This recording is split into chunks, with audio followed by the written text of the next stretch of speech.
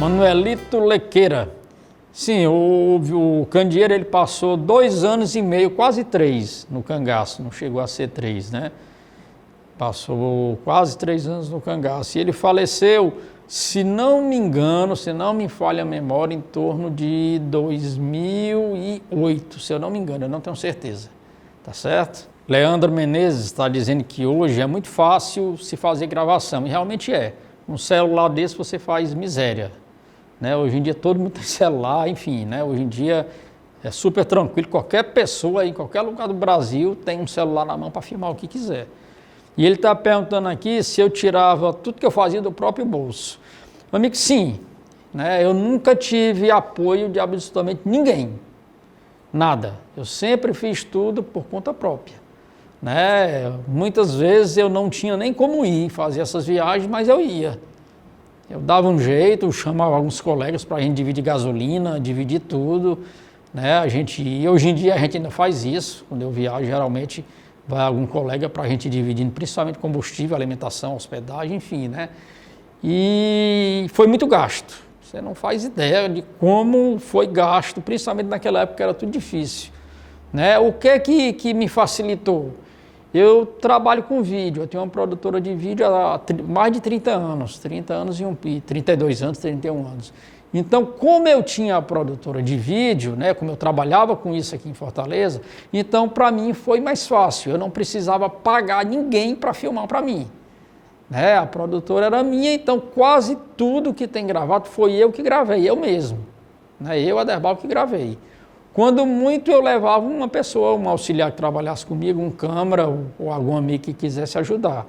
Mas eu tive muito prejuízo com câmera quebrada, com carro, né, ficar no prego na estrada. Por exemplo, nessa viagem que eu postei esse making off agora, esse vídeo recente, ainda bem que foi perto, entre Buíque e Arco Verde, na época era uma buraqueira monstra, à noite, 11 horas da noite, logo que a gente saiu de Buíque, andando poucos quilômetros, eu caí dentro de um buraco e rasguei 2 pneus do lado direito. Um buraco só rasgou 2 pneus. Pense no sufoco. Né? A gente num lugar estranho, num lugar que a gente sabia que as estradas tinham assaltos, tudo.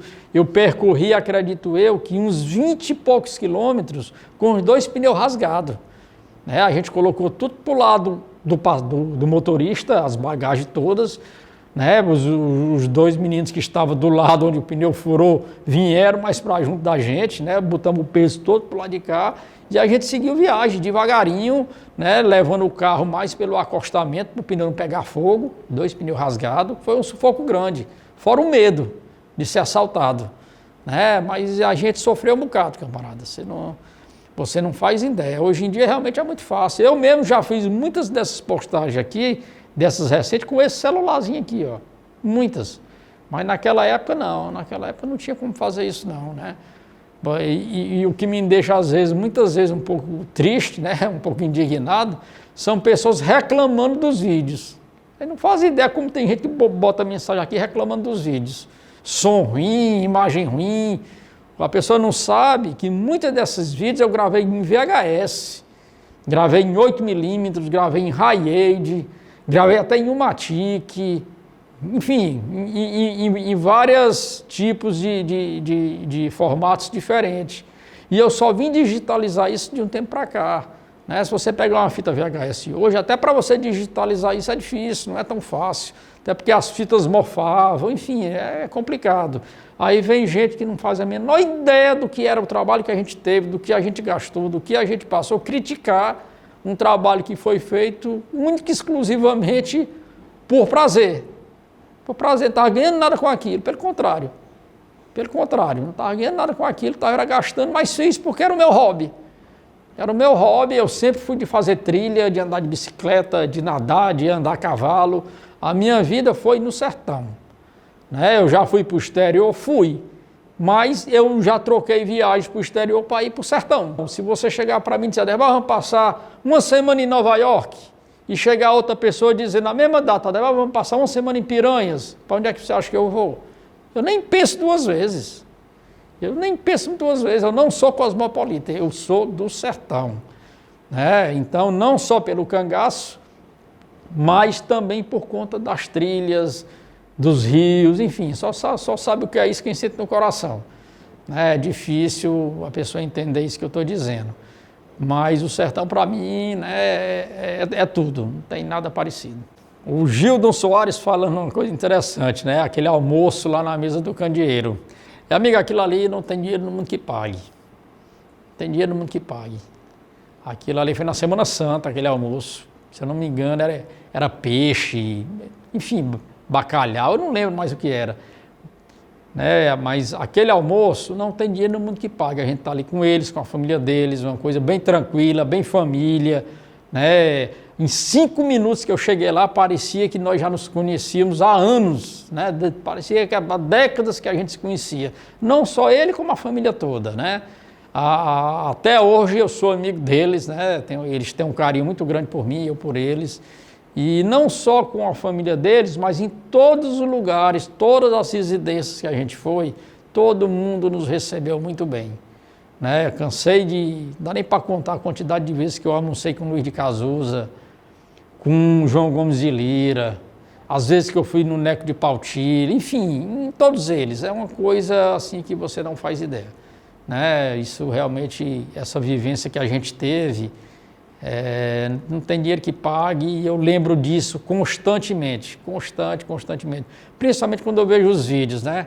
Eu fico lembrando os detalhes, as coisas que só a gente que viveu, né, que sabe, e por mais que eu fale aqui, não é a mesma coisa. Não é a mesma coisa. O Wesley Pereira está dizendo aqui que o candeeiro estava muito lúcido, que ainda aguentava umas carreiras. Amigo, estava assim, não só ele, como todos que eu conheci, né? Estavam bem lúcidos, né? E o candeeiro, para você ter uma ideia, a gente gravando em Buíque, ele foi caminhando com a gente até o lugarzinho onde ele foi criado, que era alguns quilômetros de Buíque. A gente, até no vídeo vocês viram a gente numa estradinha na Pissarra. Foi e voltou e andei com ele em todo canto, com o João Gomes de Lira foi a mesma coisa, enfim. Eles estavam muito lúcidos, sim, com certeza. E o Jonas Menezio, ele faz um comentário aqui que dá uma certa polêmica, onde ele diz que Candeeiro era homem de total confiança de Lampião. Eu penso um pouquinho diferente em relação a isso. Eu discordo um pouco do professor Amauri e discordo um pouco do professor Frederico Pernambucano. Amauri disse que Candeeiro era um simples lavador de cavalo. O professor Frederico disse que Candeeiro era homem de confiança, chefe de guarda de Lampião. Eu penso diferente. Eu posso estar enganado? Posso, claro, mas eu discordo dos dois. Primeiro que Candeeiro não era um simples lavador de cavalo, até porque o bando não andava a cavalo para todo canto. Eram raríssimas exceções. Então ele não era só um lavador de cavalo. E o professor Frederico disse que ele era homem de confiança, chefe da guarda pessoal de Lampião. Eu também discordo. Eu discordo por quê? Porque eu acho que Candeeiro na época não tinha sangue no olho para isso. Estava há pouco tempo no grupo. O que eu acho que aconteceu foi uma mistura das duas coisas. Vocês viram que Candeeiro era um cara altamente alegre, de risada fácil, divertido, e todos ali do bando, inclusive o capitão, gostavam de Candeeiro, por ele ser aquele cara divertido, o cara que era, como é que eu vou dizer, extrovertido com todo mundo, e por isso o capitão gostava dele. Nada mais do que isso. Eu não acredito que ele foi nenhuma dessas duas coisas que os dois grandes mestres aí dizem, Essa é a minha opinião. Até porque eu tive com ele inúmeras vezes, ele veio aqui para Fortaleza comigo, passou uma semana aqui na minha casa. Enfim, eu tive várias vezes em Buíque e ele nunca me falou sobre isso, de ter sido da guarda pessoal de Lampião e coisas desse tipo, e nem de ter sido lavador de cavalo.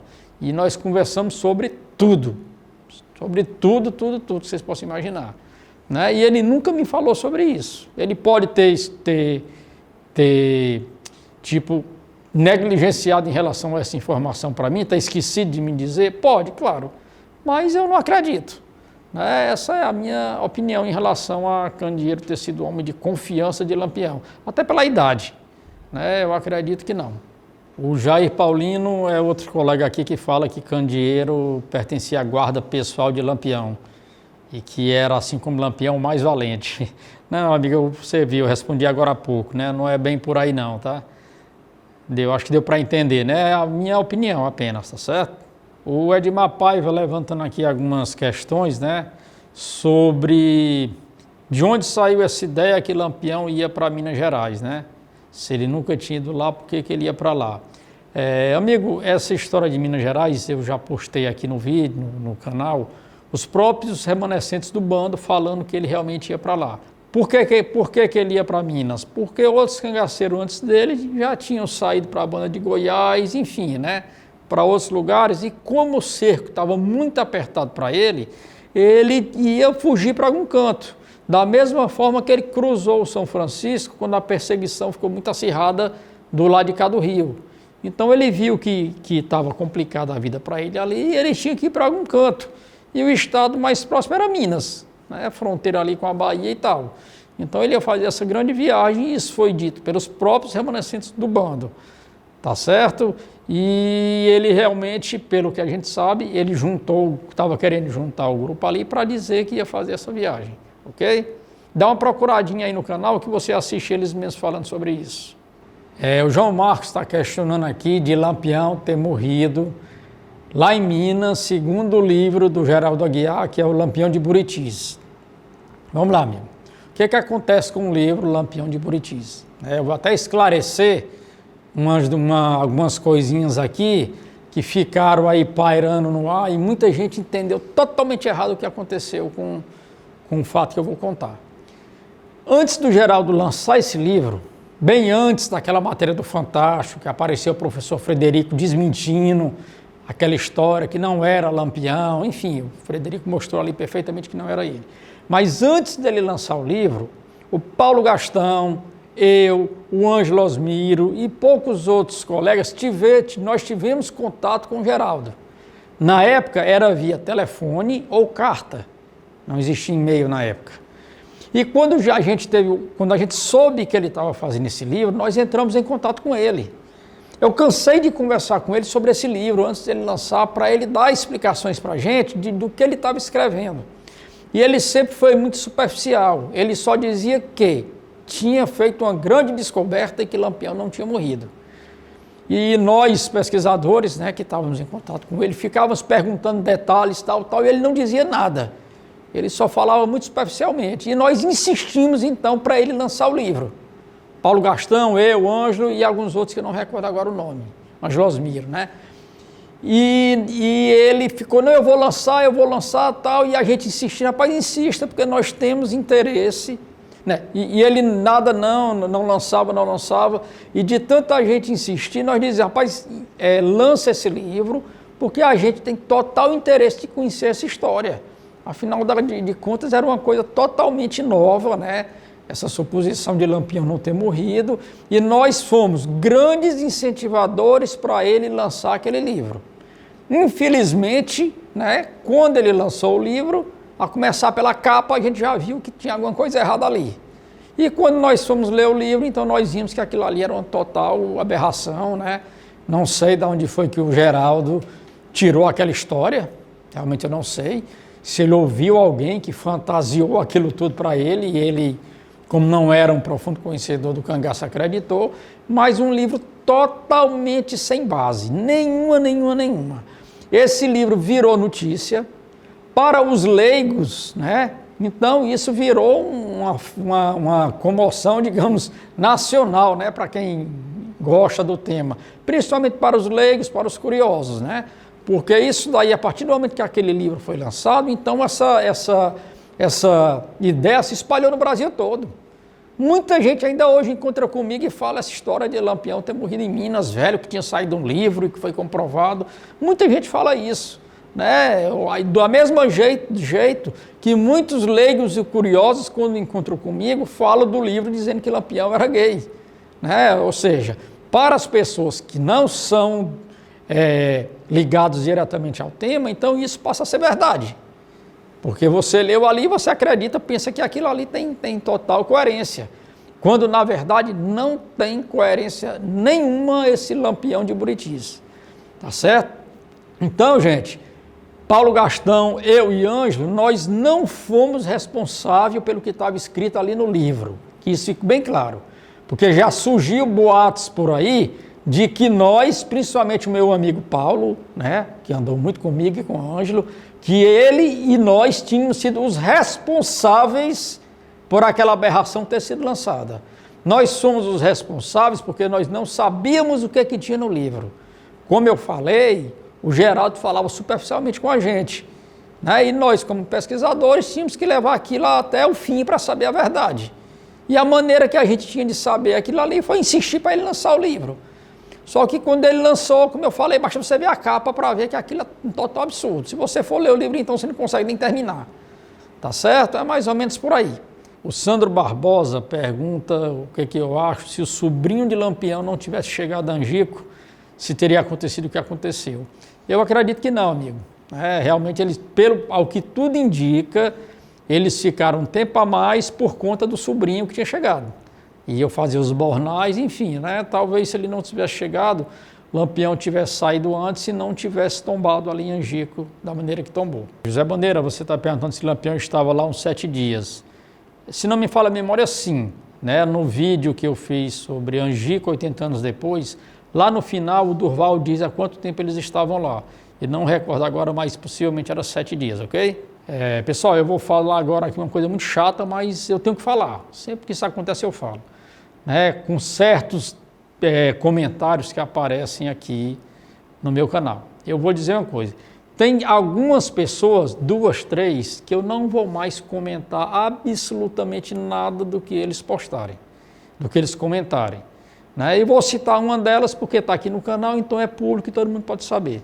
Tem um rapaz aqui que assina com o nome de Rico Inglês. Amigo, eu não vou mais responder nada do que você pergunte.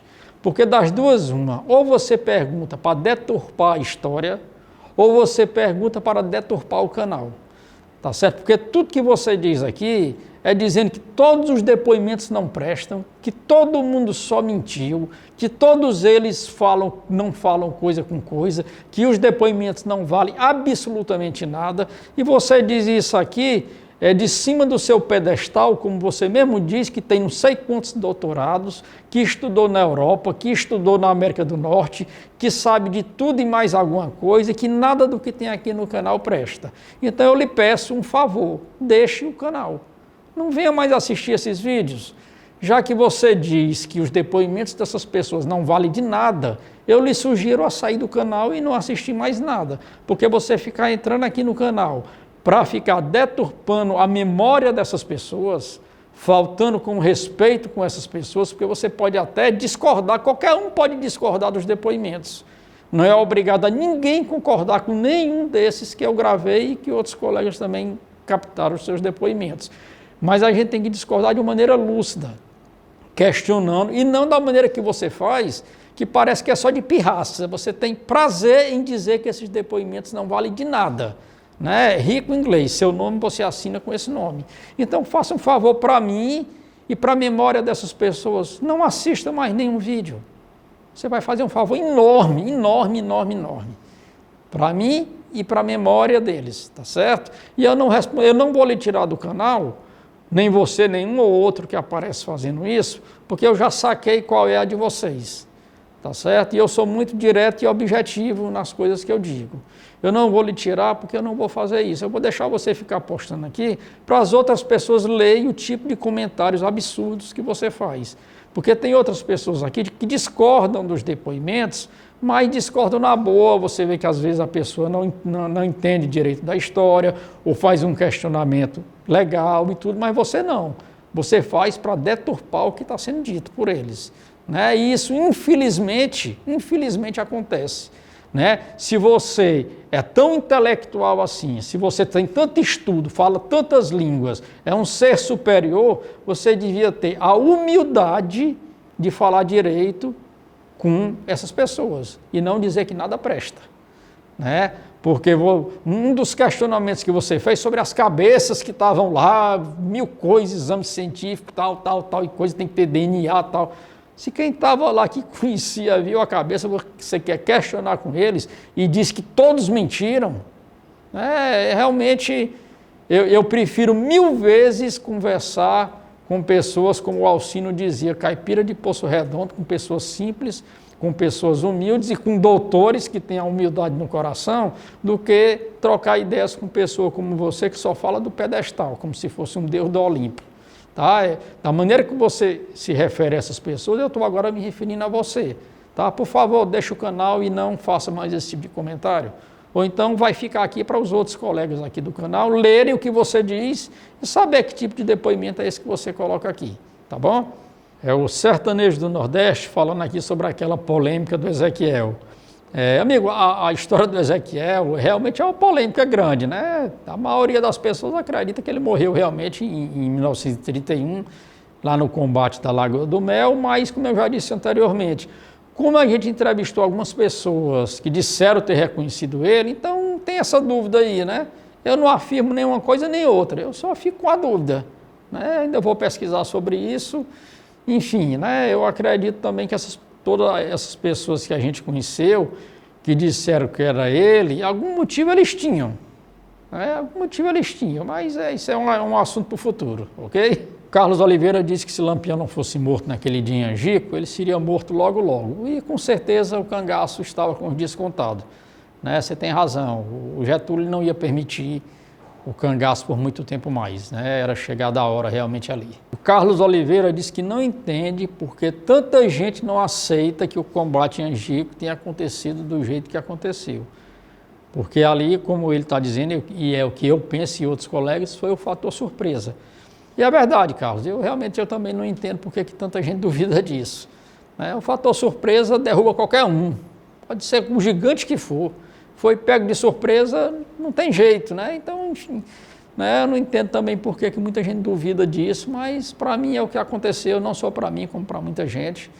Enfim, né? Eu costumo dizer que daqui a 1000 anos vai ter gente discutindo a mesma coisa. Mas se você parar e pensar com a lógica, você vai ver que foi a surpresa total e absoluta que levou ao tombamento, a Lampião tombar em Angico. O Tibério Lemos falando aqui do depoimento do João Gomes de Lira com o Javelho, com o cachorro, que ele se emocionou, né? É verdade, amigo, tem uma frase muito conhecida, né, que eu acho de Shakespeare, onde ele diz o seguinte: nenhuma fera é tão fera que não conheça alguma piedade. Né? E foi o que aconteceu com a história do cachorro com aqueles homens.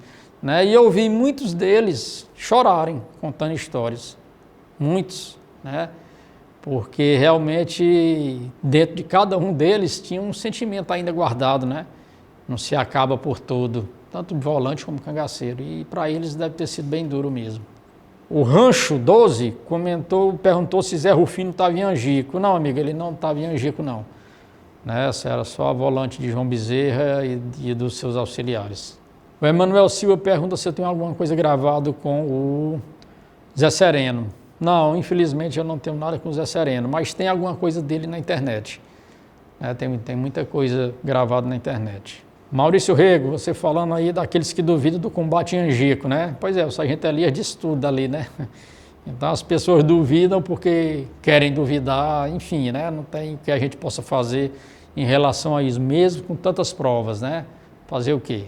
Vanilson Soares, você falando aqui sobre alguém ter ido avisar Lampião naquela noite e tal, eu acho impossível alguém tentar fazer isso, até os coiteiros, porque, como eu disse, né, ali era comum o trânsito de volantes. Você já imaginou se toda volante que chegasse ali, alguém fosse avisar Lampião aos outros bandos que tinham uma volante na região?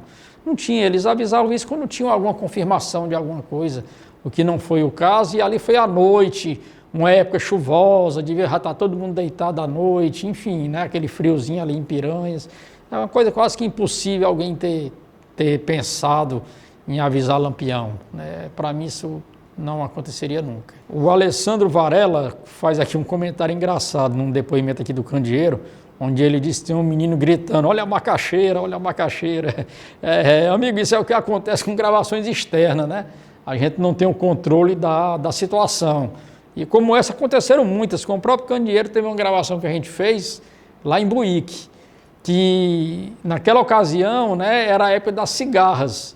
Então era um barulho ensurdecedor de cigarra em toda a região lá de Buíque. Era um negócio assim, só quem já presenciou aquilo para saber. Né? Se você procurar aqui no meu canal, você vai ver. né? Foi um dia todinho de cigarra, fazendo aquele barulho, né, que deixava a gente louco. Mas tivemos que gravar, ninguém podia perder a oportunidade, né? E como isso aconteceu muitas vezes. Eduardo Soares está perguntando aqui se eu fiz alguma gravação com o coronel Antônio da Pissarra. Amigo, o Antônio da Pissarra, ele não era coronel, tá? Ele era um fazendeiro normal, não tinha nada de coronel, não. Ele foi um dos grandes coiteiros de Lampião aqui no Ceará, né? E por incrível que pareça, eu estava um dia me preparando para ir lá para o Cariri para conhecê-lo. Estava me preparando para ir, comentei com um amigo meu, rapaz, eu estou indo amanhã para conhecer o Antônio da Pissarra. Aí esse amigo meu me disse, rapaz, ele faleceu antes de ontem. Ou seja, eu perdi de conhecer o Antônio da Pissarra por poucos dias, né?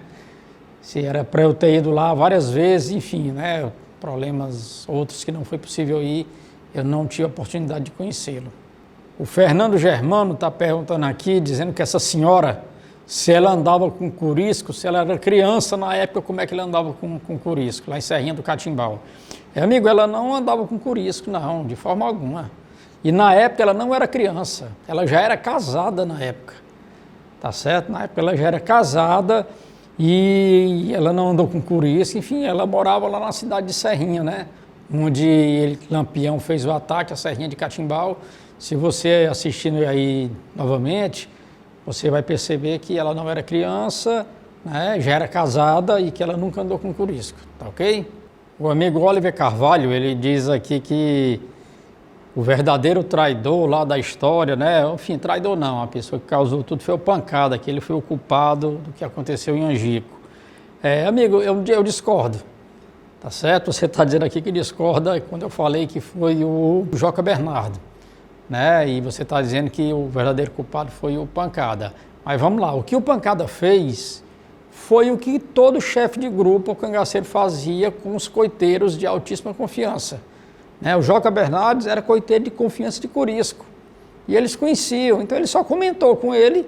Ele jamais imaginou, né, que aquilo iria acontecer. Ele não teve intenção nenhuma em entregar Lampião para ninguém, até porque ele sabia que o Joca, né, não iria comentar nem entregar Lampião para as volantes, né?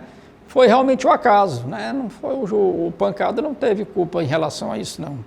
Assim penso eu e eu acho que a maioria dos colegas pesquisadores também descartam totalmente de Pancada ter tido alguma culpa. Pessoal, para terminar, eu queria aqui agradecer a todas aquelas pessoas que mandaram mensagens aí para mim, né, da situação aí que a gente está passando, problema na família, né? Eu agradeço aí a todo mundo pela força, né, que vocês estão mandando aí, e eu espero que tudo termine bem, né? Ainda estamos ainda no sufoco grande, incerteza total, mas a gente torce para tudo terminar bem, tá? E vamos ter mais continuidade desses pergunta e resposta, né? Eu vou ficar fazendo sempre dessa maneira, como eu já falei, e vou intitular como perguntas e respostas, parte 3, 4, 5, 6, até onde vocês aguentarem ouvir essa minha conversa aqui, tá certo? Breve nós teremos aí mais vídeos antigos, né? E alguns depoimentos com alguns colegas pesquisadores também, tá certo? Então ainda vem muita coisa por aí. E é isso aí. Até a próxima.